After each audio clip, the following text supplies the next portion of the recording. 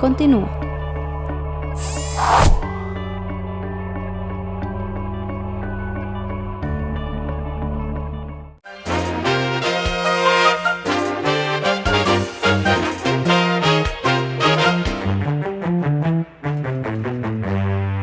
Bueno, continuamos con nuestro programa Comunidades al Mando, Pueblo Organizado. Estamos hoy conversando con el padre Pablo Urquiaga de la Iglesia La Resurrección. Ahorita me acaba de aclarar que no es tan iglesia, es mucho más que una iglesia. O el concepto de iglesia también me lo vas a explicar, porque es importante pero eso lo vamos saber a ver cuando hablemos sobre las comunidades. Claro, es importante que me aclares el concepto de iglesia, porque ese es otro concepto que también anda por allí desde hace muchos años, desde siglos atrás. Entonces, Sí. iglesia es otra cosa. Entonces, bueno, yo eso como que lo tengo medio claro, pero quiero que nos lo digas a todos.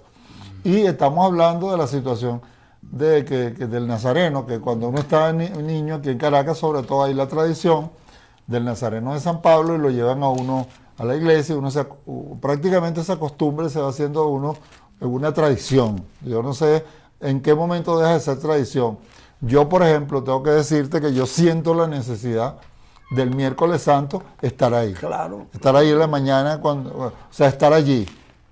En los momentos menos importantes que yo he tenido en los momentos que estuve cerca de ser ateo. La única cosa que me vinculaba era esa. O sea, yo sentía que era necesario que yo fuera los miércoles santos al Nazareno. Ahora no soy tan ateo, porque ahora tengo la palabra todos los sábados, imagínate, que no aprendo allí de lo que se va pasando, y de lo que se dice en el programa La Voz del Pueblo de Dios, que agradezco estar allí, ¿no? Sí, entonces háblanos de esa cuestión de ese amor, de esa pasión que uno siente por algo. Sí, yo creo que, primero que nada, la tradición en sí no es mala. Lo malo es que nosotros, los pueblos y todas las religiones tienen tradiciones, ¿no? Lo malo es cuando nosotros practicamos las tradiciones y no entendemos lo que eso significa. Lo hacemos automáticamente como una costumbre. Como cuando la gente va a bautizar, cuando hasta un gato lo bautizamos un libro. No entendemos lo que eso significa, ni el compromiso que conlleva esa tradición. Por ejemplo, yo no creo que la tradición de Nazareno sea mala. Ahora bien, lo que es malo es no explicar el sentido profundo de lo que significa el Nazareno. ¿Por qué el pueblo, y eso lo explicamos una vez en Semana Santa, por qué el pueblo de Dios humilde, que sufre, se identifica con el Nazareno? Oye, porque es un Dios que también está calándose lo mismo que yo me calé, es un Dios cercano, que está sufriendo como yo sufro. Entonces tú sientes allí una solidaridad tremenda, es un Dios que sabe lo que es el sufrimiento porque pasó por él, ¿no? Y yo lo puedo entender y me siento identificado, así como tú sufriste, yo estoy sufriendo porque el marido me cae a palo. Bueno, es que no habría que hacer la serie. Pero ¿qué pasa? Que cuando yo me visto de Nazareno, entonces yo digo, yo quiero ser como él. Entonces, al decir yo quiero ser como él, yo me visto como él. Pero muchas veces ese recibimiento se queda por fuera.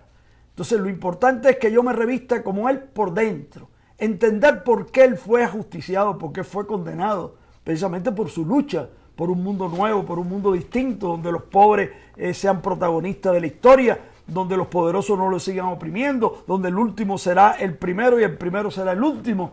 Y todo eso iba en contra de lo que estaba establecido, el establishment, ¿no? ¿Verdad? Tanto político como religioso. El tipo se convirtió en una amenaza para la religión oficial y para el gobierno oficial de Roma y del imperio. Había que eliminarlo. Entonces, ¿por qué le entraron a palo? Porque, bueno, a mí también cuando me persiguen a causa de la justicia. Por eso, un ateo verdadero que está por la lucha de los pobres y los humildes, si entendiera lo que eso significara, no para adorar esa estatua, sino para recordar quién fue ese Jesús y por qué lo mataron. Oye, yo estoy seguro que se hace, ¿cómo se llama? No fanático, pero sí un seguidor y un admirador de lo que la imagen está representando. Bueno, le ha ido pasando a Fidel, que uno imaginaba que Fidel Castro jamás en su vida iba a estar cerca de Dios, y ha hecho algunas revelaciones últimas que uno dice... Porque acuérdate que Fidel vivió en un colegio, y con mucho respeto a los jesuitas, porque yo los quiero mucho, pero yo estudié con ellos,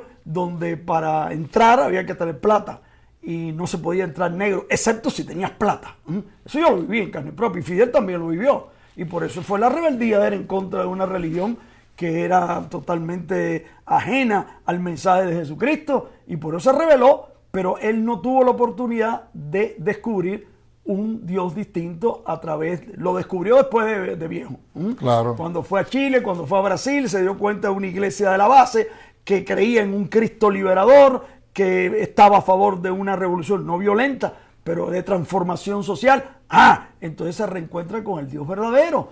Por eso yo creo que es importante. Yo tengo muchas anécdotas que yo te las he hecho aquí en programa para que nosotros nos demos cuenta, volviendo a tu devoción, que esa devoción lo que tienes que hacer es darle un sentido distinto.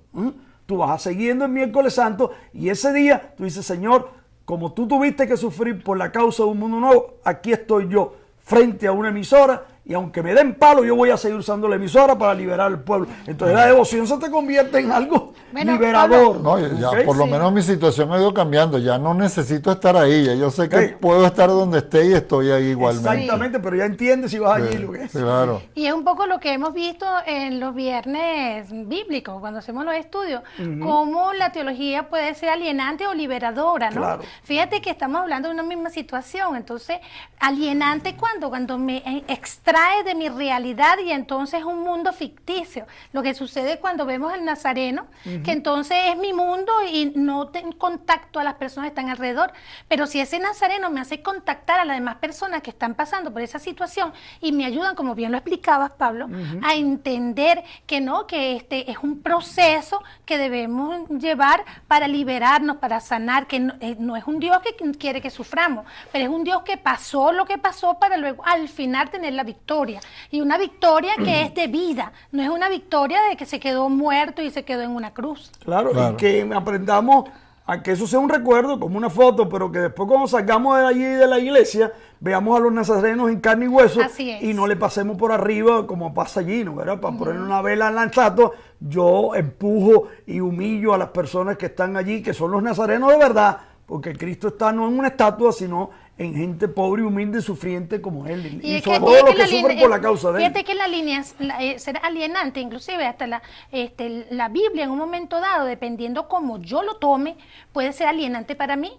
Porque si yo simplemente me meto en la Biblia, en la palabra y a leer y entonces empiezo a los demás a estar criticándolo y no me empiezo a descubrir en el otro a través de la palabra, entonces me estoy alienando con la palabra en vez de liberarme. Claro. En cambio, cuando estoy en la palabra y estoy descubriendo y eso me lleva al otro y me saca de ese mí mismo, ese egoísmo, entonces me está liberando porque me está contactando con una realidad. Esa es la gran diferencia que existe en la alineación y en una teología liberadora. Por eso que para nosotros la teología es de liberación o no es teología cristiana, ¿no? ¿Verdad? Después vamos a hablar en el otro segmento bien de la teología, porque yo quería profundizar en el tema, porque yo sé que ustedes va a haber un encuentro para que hablemos de eso y del encuentro que hubo el año pasado, que siempre se celebra buscando más o menos la fecha del sacrificio del Arnulfo Romero, ¿no? Sí, bueno, de los encuentros tiene que ver con eso. Claro que sí.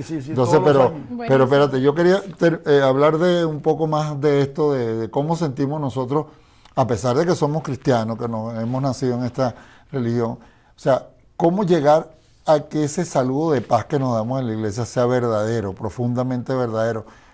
Plantearnos también cómo hacer para que eso suceda, porque yo siento que a veces la gente te hace así nada más por llenar la fórmula y se te voltea uno de aquí del asiento de atrás y te hace así y ya está, pero más nada, después sales para afuera y si se te atraviesa a lo mejor te dice, mira, me estás atravesado, quítate el medio, qué sé yo. Yo creo que... Eso ¿cómo llegamos a que eso sea verdaderamente auténtico? Bien, la intención de ese abrazo es decirle a las personas que van a comulgar, se van a tragar a Cristo, en nuestra terminología para los católicos, ¿verdad? Que antes de tú tragarte a Cristo, te tienes que tragar a tus hermanos que hay alrededor. Si tú no te puedes tragar a alguno, no te puedes tragar a Cristo. Por eso es que el rito de la paz se pone antes de comulgar. Y que sea verdaderamente una manifestación sincera, no hipócrita. Todas las manifestaciones, si no son sinceras, si no expresan lo que yo siento, son falsas, son hipócritas. El beso, por ejemplo, puede ser un beso de Judas, como le dicen por ahí, pero puede ser un beso realmente que salga del corazón.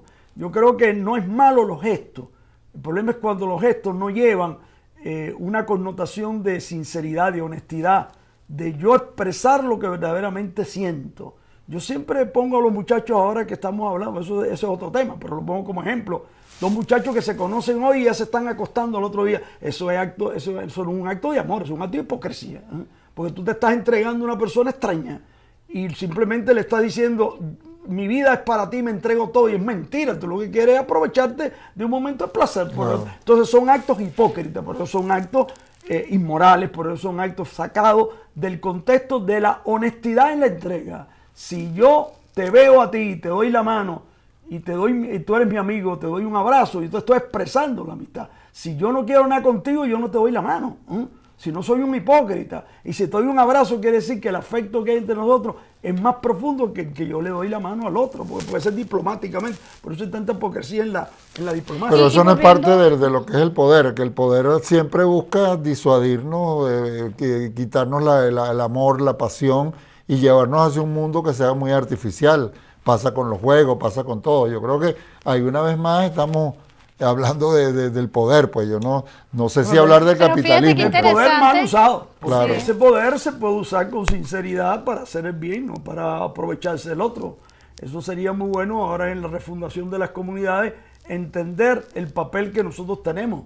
Una cosa es que yo esté en las comunidades para manipularle y que esas comunidades hagan lo que a mí me da la gana, y otra cosa es que yo use el poder para apoyar y darle fuerza a que esas comunidades tengan la oportunidad de expresarse y de desarrollarse y de tener el poder ellas. Repito, el poder en sí no es malo, sino para que yo lo uso. Si yo lo uso para promover a las personas y ayudar a que esas personas tengan poder, ya se convierte en una bendición. Claro. Así que no necesariamente, para que estamos acostumbrados que el poder es para oprimir. Precisamente el evangelio que vivimos hoy en la misa del Fajardo, ¿no? ¿Verdad? Este programa va a ser transmitido la otra semana, ¿no? Sí, sí. Entonces yo creo que cuando aquellos dos apóstoles que querían ponerse a la derecha y a la izquierda de Jesucristo para aprovecharse y ser los primeros, y entonces los otros 10 agarraron una calentera con ellos y le dijeron, pero ¿por qué? Y cuando se formó la trifulca, Jesucristo lo llamó y le dijo, un momentico, ustedes están acostumbrados a que los poderosos de este mundo, en que el primero oprime, en que es fuerte oprime al débil, pero entre ustedes tiene que ser al revés. El que quiera ser el primero de ustedes se hace el esclavo de los demás. Se acabó la discusión, nadie quería ponerse el primer puesto. Porque el primer puesto para eso es echarle pichón. Entonces es cuestión del concepto que se tiene. Sí, allá están dos elementos. Habías tomado primero lo de la paz y después entonces ahora esta parte del poder, ¿no? Retomando un poquitico lo de la paz, fíjate que en el caso... simbólicamente en la misa está en un sitio estratégico. Primero tenemos que interiorizar la palabra, viene la lectura y entonces ahí viene una exhortación que de alguna manera tiene que llegar al corazón de cada uno de nosotros. De hecho, el fruto de eso es la expresión de paz, porque al aceptarlo entonces estamos en la disposición, por supuesto. Eso es una pedagogía, eso es un proceso, es una expresión como tal, que bien lo dijiste tú, cómo llegar a que eso sea sincero en la medida en que vamos interiorizando esa verdad en nuestro corazón. Ahora, está la otra parte que se da, que es cuando se quiere imponer, ¿verdad? Ese poder sobre otro, cuando se tiene dominio de un conocimiento y entonces voy a arrastrar a los demás. Me aprovecho. Entonces ahí es donde Jesús muy sabiamente dice, la verdad nos hará libre. Entonces, si nosotros realmente estamos en la palabra y lo conocemos y estamos discerniendo el por qué yo estoy allí, entonces yo voy a seguir, pero voy a seguir por convicción. Okay. Eso me hace libre.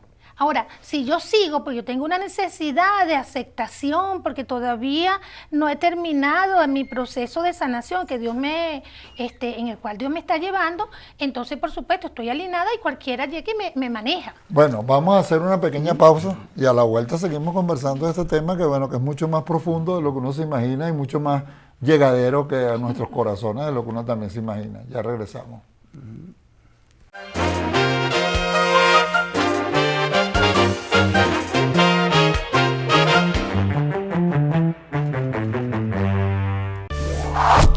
Usted está viendo